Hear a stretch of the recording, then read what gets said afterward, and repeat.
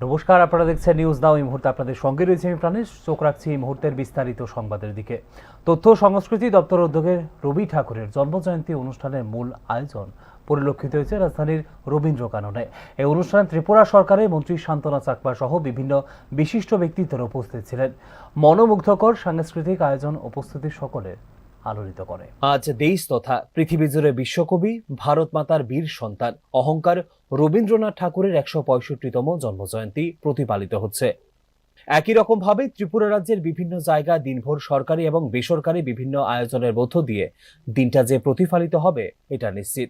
ত্রিপুরা সরকারের তথ্য ও সংস্কৃতি দপ্তরের উদ্যোগে রবীন্দ্র জয়ন্তীর মূল অনুষ্ঠান রাজধানীর রবীন্দ্র কাননে অনুষ্ঠিত হয়। এই অনুষ্ঠানে ত্রিপুরা সরকারের শিল্প এবং বাণিজ্য দপ্তরের মন্ত্রী শান্তনা চাকমা, তথ্য ও সংস্কৃতি দপ্তরের অধিকর্তা বিম্বিসার ভট্টাচার্য সহ উপস্থিত অতিথিরা রবীন্দ্রনাথ ঠাকুরের মূর্তিতে ফুল মালা দিয়ে শ্রদ্ধাঞ্জলি নিবেদন করেন। এই অনুষ্ঠানে বিভিন্ন বয়সের শিল্পীরা এক সাংস্কৃতিক মনোমুগ্ধকর পরিবেশন ডালি নিয়ে গোটা আয়োজনকে অন্য মাত্রা প্রদান করে। অনুষ্ঠানে আলোচনা করতে গিয়ে মন্ত্রী শান্তনা চাকমা আজকের দিন এবং রবীন্দ্রনাথ ঠাকুরের প্রাসঙ্গিকতা ব্যাখ্যা করেন। তিনি দাবি করেন এই সময়ের মধ্যে সার্বিক স্বার্থে রবীন্দ্রনাথ ঠাকুরকে অনুসরণ করতে হবে। রবীন্দ্রনাথ ঠাকুর একাধারে কবি, সাহিত্যিক থেকে শুরু করে দেশপ্রেমিক ছিলেন। এই বক্তব্য তুলে ধরে আজকের দিনেও যে রবীন্দ্রনাথ ঠাকুর একই রকম ভাবে প্রাসঙ্গিক, এই বিষয়টা নিজের আলোচনায় বরাবর তুলে ধরেন মন্ত্রী শান্তনা চাকমা। এটা একটা আমাদের গুরুত্বপূর্ণ অনুষ্ঠান, যেটাকে বাদ দিয়ে কিন্তু আমাদের দেশ আমরা এগিয়ে যেতে পারবো না। তার জন্য প্রত্যেকটা নাগরিকের আমাদের ভারতবাসী হিসেবে, ভারতীয় আমরা সুনাগরিক হিসেবে আমাদের রবীন্দ্রনাথ সম্পর্কে আমাদের জানতে হবে এবং উনার যে ব্যক্তিত্ব সেই সম্বন্ধে আমাদের জেনে নেওয়া দরকার। আপনারা জানেন আজকের দিনেই উনি কলকাতাতে জন্মগ্রহণ করেছিলেন, যে উনি 1861 খ্রিস্টাব্দে।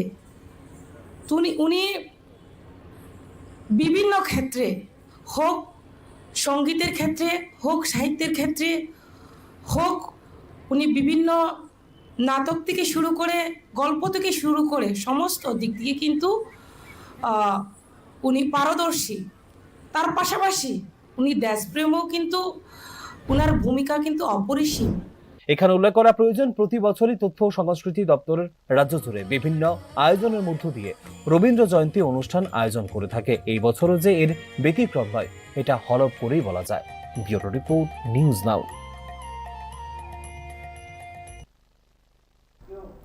মজলিশপুর বিধানসভা কেন্দ্রে বাম নেতা তপন দাসের বাড়িতে আক্রমণের ঘটনার পরিপ্রেক্ষিতে শনিবার সিপিআইএম দলের রাজ্য সম্পাদক জিতেন্দ্র চৌধুরীর নেতৃত্বে এক প্রতিনিধি দল আক্রান্তিত বাম নেতার বাড়িতে সফর করেন। স্থানীয় বিধায়ক তথা মন্ত্রী ভূমিকায় আগামী দিনে এই প্রকারের ঘটনা ঘটবে না বলে আশা প্রকাশ করেন জিতেন্দ্র চৌধুরী। অতি সম্প্রতি মজলিশপুর বিধানসভা কেন্দ্রের অন্তর্গত জিরানিয়াতে সিপিআইএম দলের নেতা তপন দাসের বাড়িতে আক্রমণের ঘটনা সংঘটিত হয়েছে। এই ঘটনার পরিপ্রেক্ষিতে আজ সংশ্লিষ্ট বাম নেতার বাড়িতে বিরোধী দলনেতা জিতেন্দ্র চৌধুরী সহ সিপিআইএমের এক প্রতিনিধি দল সফর করেন। সফরকালে জিতেন্দ্র চৌধুরী সহ অন্যান্য নেতৃত্বরা তপন দাসের পরিবারের সদস্যদের সাথে বিভিন্ন বিষয় নিয়ে কথা বলেন। সংবাদ মাধ্যমের সাথে কথা বলার সময় গোটা বিষয় তুলে ধরেন সিপিআইএমের রাজ্য সম্পাদক জিতেন্দ্র চৌধুরী। পাশাপাশি তিনি সেদিনের ঘটনার পর যেভাবে স্থানীয় বিধায়ক তথা মন্ত্রী হস্তক্ষেপ করেছেন, দুঃখ প্রকাশ করেছেন, সে বিষয়টাকে সাধুবাদ জানিয়েছেন। জিতেন্দ্র চৌধুরী আশা প্রকাশ করেছেন আগামী দিনে মজলিশপুর বিধানসভা সহ জিরানি এলাকাতে রাজনৈতিক এই হিংসার ঘটনাগুলো যাতে সংগঠিত না হয় তার ক্ষেত্রে মন্ত্রী সুশান্ত চৌধুরী হস্তক্ষেপ করবেন। এই ঘটনা ঘটার পর এলাকার যিনি প্রতিনিধি এবং মন্ত্রীও তিনি, তার রিয়াকশন শুনেছি।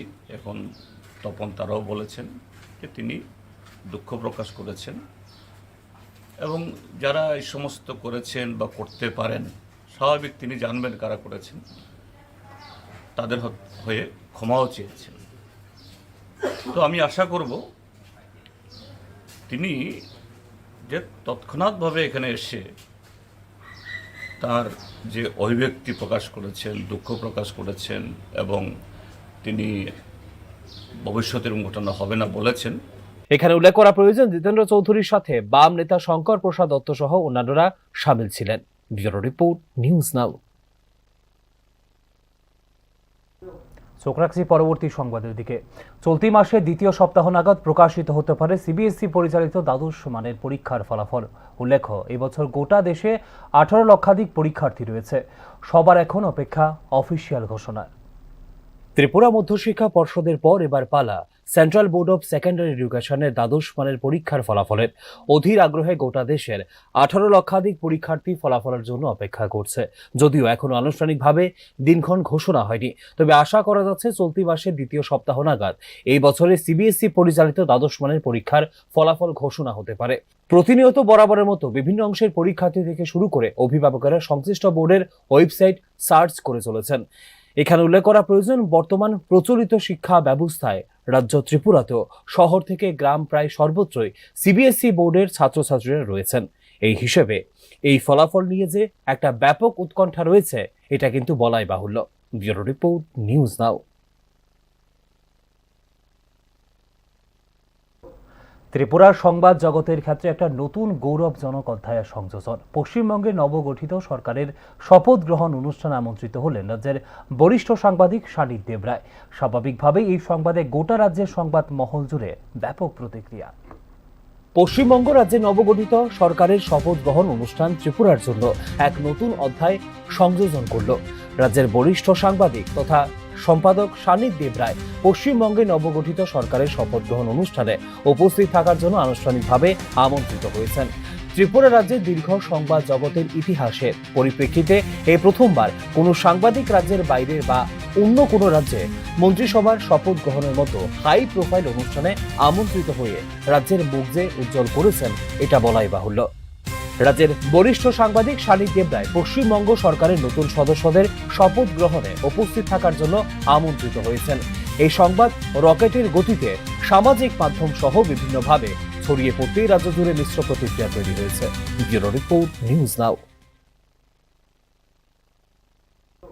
নিজ বাড়িতে অগ্নিদগ্ধ হয়ে মৃত্যু হল 50 বছরের এক মহিলার। মৃতার নাম শিলা সাহা। ঘটনা তেলিয়ামুড়ার শান্তিনগরে।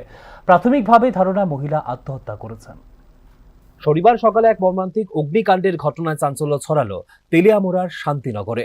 নিজ বাড়িতে আগুনে পুড়ে মৃত্যু হয় 50 বছরের শিলা সাহার। শিলা সাহা তেলিয়ামুড়া শহরের ব্যবসায়ী লক্ষণ সাহার স্ত্রী। সকাল 10টা নাগাদ তিনি ঘরের মধ্যেই গায়ে কেরোসিন ঢেলে আগুন লাগিয়ে দেন বলে স্বামীর বিবরণ। খবর দেওয়া হয় দমকল বিভাগে। দমকলের কর্মীরা গিয়ে প্রায় 100% অগ্নিদগ্ধ অবস্থায় মহিলাকে উদ্ধার করে হাসপাতালে নিয়ে যায়। হাসপাতালে নিলে ডাক্তার তাকে মৃত বলে ঘোষণা করেন। পরিবারের বিবরণে ছেলে বউর সাথে ঝগড়ার জেরে তিনি রাগের বশে আত্মহত্যা করেছেন। শরীরে কি আগুন লাগাইছে নিজে নিজে নাকি? শরীরে যে আগুন লাগছে কি নিজে নিজে? নিজে নিজে অংশমন্দি আসলো কেন? অংশমন্দি আসলো কেন? জানে ইয়ানো কেটে অংশমন্দি আপনারা সামনে লাগাইছে? আমি তো এই করবো বেরিয়েছি, ওই যে বছর বেরিয়েছি।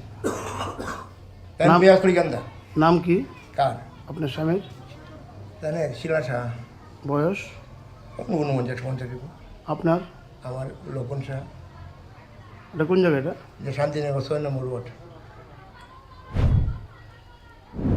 ঘটনার বিবরণে আরো জানা যায়, ছেলের বউয়ের সাথে ঝগড়া করে আগেও কয়েকবার বিষ পান করে আত্মহত্যার চেষ্টা করেছেন শিলা সাহা। শনিবার নিজের স্বামী এবং বড় ভাইয়ের উপস্থিতিতে তিনি রাগের মাথায় গায়ে কেরোসিন ঢেলে আগুন লাগিয়েছিলেন। ঘটনায় এলাকাতে চাঞ্চল্য ছড়িয়েছে। ব্যুরো রিপোর্ট, নিউজ নাও। বিএসএফ এর গুলিতে মৃত্যু হল এক অজ্ঞাত পরিচয় যুবকের। ঘটনা ভারত বাংলাদেশ সীমান্তের কমলা সাগর 0 পয়েন্টে।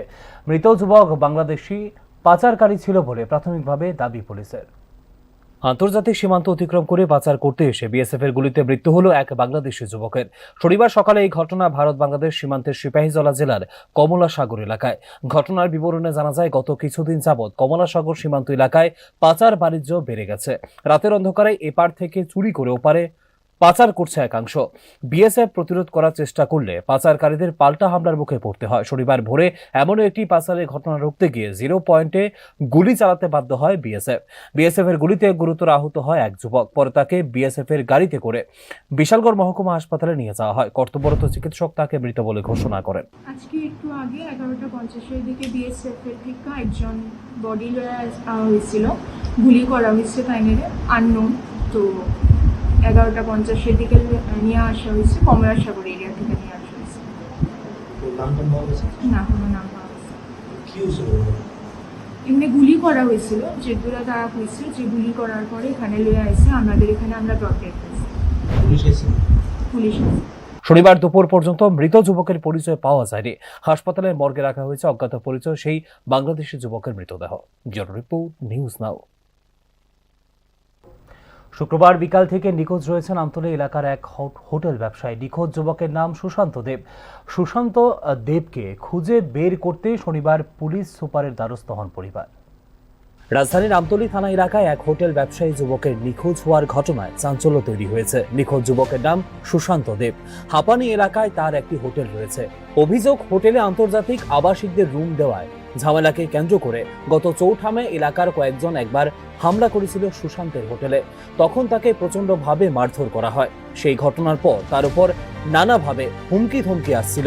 এরই মধ্যে শুক্রবার বিকেলে বাড়ি থেকে বাজারের উদ্দেশ্যে বের হয়ে নিখোঁজ হয়ে যায় সুশান্ত দেব। ব্যবসায়ী যুবকের নিখোঁজ হওয়ার অভিযোগ নিয়ে পরিবারের লোকজন আমতলী থানায় গেলেও পুলিশ কোনো ভূমিকা নেয়নি। শনিবার দুপুরে সুশান্ত দেবের স্ত্রী, মা সহ পরিবারের লোকেরা ছুটে যান পশ্চিম জেলা পুলিশ সুপারের কার্যালয়ে। তারা পুলিশ সুপারের গেটের সামনে দাঁড়িয়ে কান্নায় ভেঙে পড়েন এবং সুশান্ত দেবকে অবিলম্বে খুঁজে বের করতে পুলিশের কাছে দাবি তোলেন।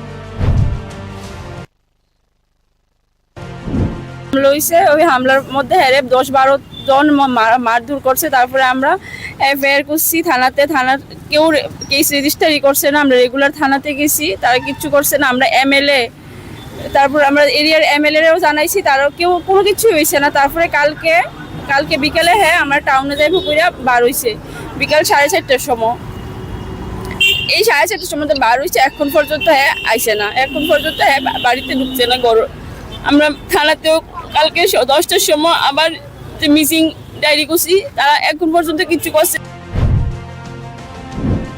অন্যদিকে এই ঘটনায় সুশান্ত দেবের স্ত্রী বাদারঘাট এলাকার প্রভাবশালী নিলয় সিং, দেবাশিস কর, প্রীতম রায় সহ কয়েকজনের বিরুদ্ধে অভিযোগ তুলেছেন। অভিযোগ, তাদের নেতৃত্বে কোনো অঘটন ঘটেছে সুশান্তের সঙ্গে। জেলা পুলিশ সুপার এই ঘটনায় কি ভূমিকা নেয় এখন তাই দেখার অপেক্ষায় রয়েছে এলাকাবাসী। Bureau report, news now. মাছ ধরতে গিয়ে বিদ্যুৎ সংস্পর্শে মৃত্যু হলো এক যুবকের। শনিবার দুপুরে মর্মান্তিক ঘটনা কল্যাণপুর থানার শান্তিনগর এলাকায়। মৃত যুবকের নাম চিরঞ্জিত নমসূত্র। বিদ্যুৎ ব্যবহার করে মাছ ধরতে গিয়ে মর্মান্তিকভাবে মৃত্যু হলো এক যুবকের।